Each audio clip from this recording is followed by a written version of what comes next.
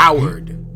We have more characters to slander. No, you make me sick. And you can't do that voice very well. Okay, yeah, I know. Are you gonna make the video or what? Oh yeah, I could do that.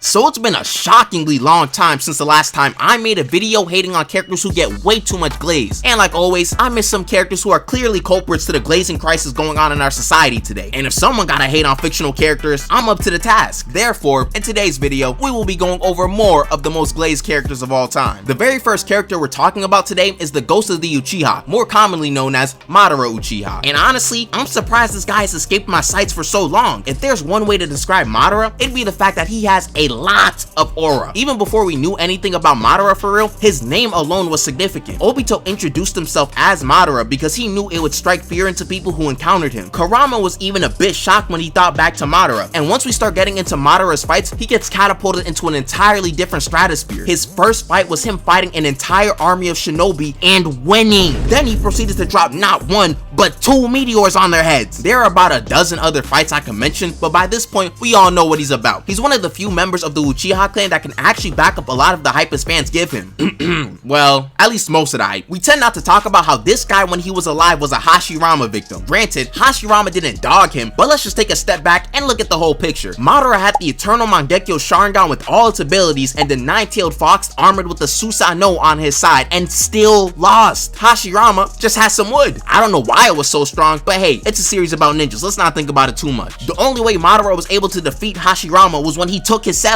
Kind of a crazy look if you ask me. And while we're on the topic, we might as well talk about how strong this guy was, which is one of the many reasons why people glaze Madara. He went from one of the strongest ninjas ever at the beginning of the war to comically overpowered at the end of it. This guy was getting A1 power-ups every 2 seconds. He got the Rinnegan, Hashirama cells, which are sold like hotcakes in the Naruto world for some reason, the 10 tails, and absorbed the God Tree. When talking about Shippuden, Madara fans will never fail to bring up how the plot is the only thing that stopped Madara. It's always the same stuff. Oh man, he had to get jumped by everyone. Only Might Guy could 1v1 him. They just got lucky. People will even go as far as to say Kishimoto said that he made Madara too strong for the story and brought in Kaguya to stop him, which is a straight up lie. Not a soul can find an interview of him saying something like this. The only time an author would say something like this is to hype up the next chapter of the story. Let's just talk about it like it is. He lost. He got caught from behind by Black Zetsu, just like against Hashirama. There was a theme with Madara's character with him not liking people standing behind him, and it came full circle. Also, why do people just pretend like Sasuke and Naruto weren't dogging Madara when they came back from Hagoromo? This always confused me because I felt like these two had Madara on the ropes for a lot of that fight. Madara was getting shaky when he realized how strong these two were and was running away like a track star. Even if Madara didn't get betrayed, why is it just a given that Madara would beat everyone? Naruto and Sasuke looked more than capable of doing so, especially considering the fact that they almost sealed him. They probably would have packed him up eventually if Madara stayed to fight. Oh my bad. This is the part where someone tells me Madara and his Limbo clones were just letting themselves get boxed up or straight up sealed by Naruto and Sasuke. A good portion of Madara glazers are simply blinded by nostalgia, delusion, or this guy's aura and would love to pretend as if the series ended with Madara winning and not being betrayed. If you speak with one of them long enough, you will find that they theorized that the entire Boruto series was Naruto's dream and Madara's infinite Tsukuyomi the entire time. And this plot twist would actually be on the same level as those theoretical Gear 5 designs. Garbage.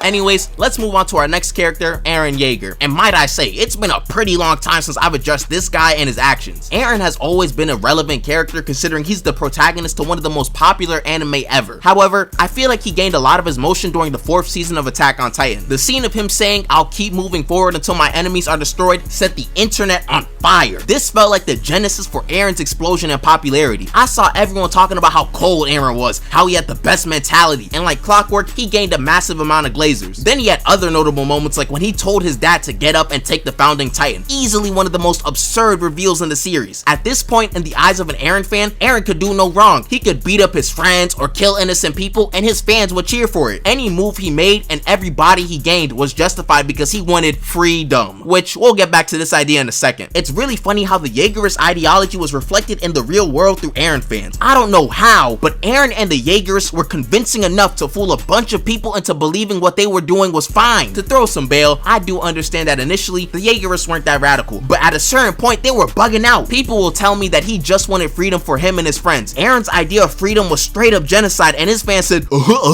good job. Ask an Aaron fan if what Aaron did was wrong, and they'll say that he was justified without hesitation. There was a reason why Aaron was framed as the bad guy in the last arc. His plan was evil. It is nearly impossible to justify murking 80% of the population. If that happened in our world, that is 6.4 billion people gone. Mad people talking about how they stand with Aaron when you would probably be a part of that 6.4 billion people getting stomped out. Aaron Glaze is so out of control that even when the series has Aaron himself tell you that his plan was stupid, people will still say that his plan was good. These Aaron Glazers are also abnormally loyal. There was a time on TikTok where there existed a cult of Aaron profile pictures causing wars in the comment section. That was their only role on the internet, and apparently these guys were running amok for like half a year at one point. I could also talk about how Aaron fans think that this guy is some 24/7 nonchalant demon, when in reality he was someone who was scared to die and crying at the thought of his crush finding a different man. But I feel like at this point that's low-hanging fruit, so I'm not even gonna address it really. The next character we're talking about is LeBron James, and I know someone's face probably scrunched up and said, LeBron's not a character, why is he here? First off, the channel is called Olamasama, okay? I'm making up the rules as I go. Secondly, LeBron was technically a character in Space Jam, so if you really think about it, I'm not breaking any patterns I've set in the past. As I hope we all know, LeBron James is arguably the best basketball player of all time and one of the greatest athletes the world has seen, and he's been dominant for what feels like a century now. Such a combination gives LeBron one of the largest armies of Glazers we've ever witnessed, and to be fair, it makes sense why he has so many. The man's been dominant for more than 2 decades by this point on one of the most popular sports in the world. LeBron came into the league before I was born and is still cooking people as I'm in college. There's definitely someone who had a coma for like half a decade and woke up and saw that LeBron is still playing. He even created his own teammate and started passing on Bron for all for his son. But that's all the grace I could give. LeBron fans have worshipped this man to a point where the meaning of Glaze has been warped. I can't even explain how crazy some of these statements are in words. It's better if you just see it for yourself. If he was a sea captain, and he was in control of the Titanic, it would have never hit the iceberg. I want to say that around 2016 to 2019, the LeBron fan population experienced a boom and it started becoming widely accepted to glaze LeBron incessantly. People were making their whole brands based off glazing this man. Nowadays, we experience different phases of LeBron praise. There was the You Are My Sunshine meme, and that was funny and harmless, you know, it didn't really hurt anybody. But then they started making whole songs based on LeBron worship. The worst part is, a lot of these songs were good. People were finding out they have musical talent and use it just to glaze LeBron.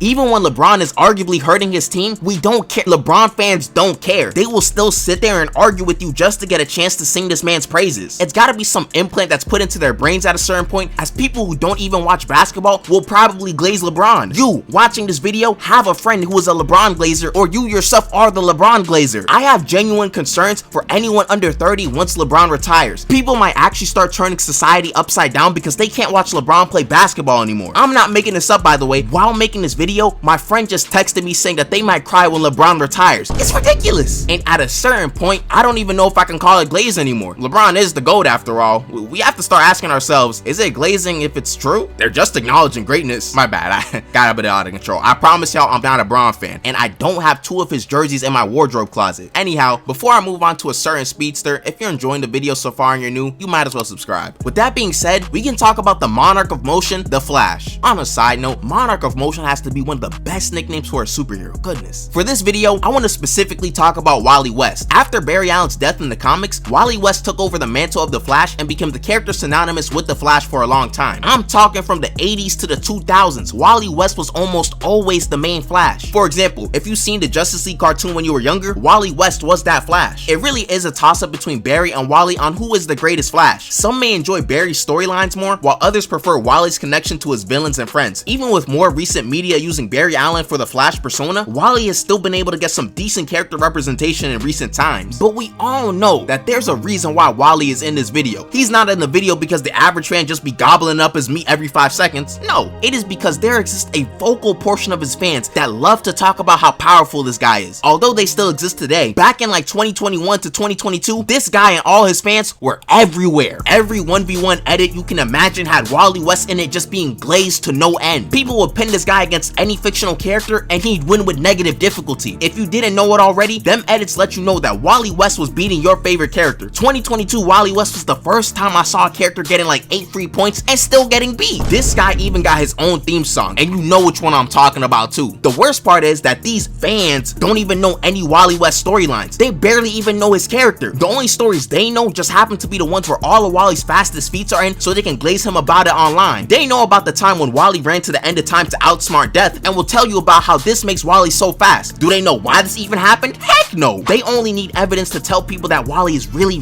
fast. These guys will tell you about when Wally evacuated an entire city or when he outran instant teleportation. However, for some reason, they can't name any other moments about Wally West. I wonder why. They'll never talk about other iterations of Wally West like the one from Young Justice or the one who got his kneecaps busted by Robin. There's no talk about some of his moments in Justice League Unlimited when he's not doing some insane feat. It's only like the same 8 moments these Wally Glazers talk about to push their agenda. The worst part is that you can't really argue with these guys. Wally West has done some of the most absurd things in fiction. This guy's gotten godlike powers on multiple occasions. What am I supposed to say when someone says that Wally Soul is my favorite anime? The only thing I can do is sit there and take it. I will say one thing though. Although these Wally West Glazers can get out of control, they are not as bad as those fans who bring up obscure characters just so they can seem unique or say that their character beats insert character they don't like. The Flash is a recognizable character, so it's believable if someone said that they were a fan of Wally without any other agendas behind it. Overall, Wally West is a...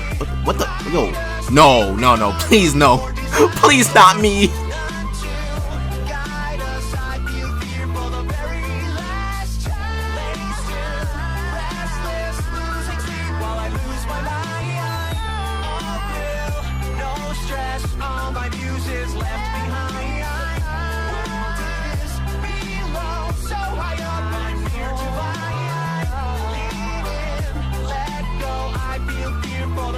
And finally, we move on to the final character of the video, Gogeta. There are 3 main versions of Gogeta that we all know and love. There's Super Gogeta, Blue Gogeta, and the Kabavic Super Saiyan 4 Gogeta. And I want to have some fun. We all like fun, right? So let's play a little game I made. Can you guys pick which Gogeta gets the most glaze for no reason? One of these things is not like the others. One of these things gets glazed beyond. Can you tell which thing is not like the others by the time I finish this song? It's the Monkey Man himself. And let's set one thing straight. I'd be lying if I said I didn't like Super Saiyan 4 Gogeta. Up until Super, this guy was the strongest in all of Dragon Ball for me during childhood. Well, kind of the strongest thing, you get the point. But honestly, it's weird because it's not like Super Saiyan 4 Gogeta is super duper loved by the fans like other characters we've seen. Shoot, I remember when that Kaba vs Super Saiyan 4 Gogeta meme was going around, there were people slandering this man saying that he's just Vegito Blue with monkey fur, which is true, but it's nasty work. And it's also kind of a stupid comparison considering a majority of the fusions between Goku and Vegeta are kind of just the same character. You know what? That's just a topic for another video. Anyways, since he already gets slandered, why not put some more fuel to the fire? This Monkey Man really ain't doing anything in the anime besides looking cool. He was beating the brakes off of Omega and having a blast knowing dang well he had a time limit. And what a shocker, Gogeta defused and Omega started whooping Goku and Vegeta's behinds again. But you want to know the craziest thing about this guy is? It's the fact that his grand finishing move, the Big Bang Kamehameha, is trash. And I know that sometimes us Dragon Ball fans can have some Cloud Strife memory due to nostalgia. So let me show you what the grand Big Bang Kamehameha looks like in the anime. One thing left undone. Big Bang Kamehameha!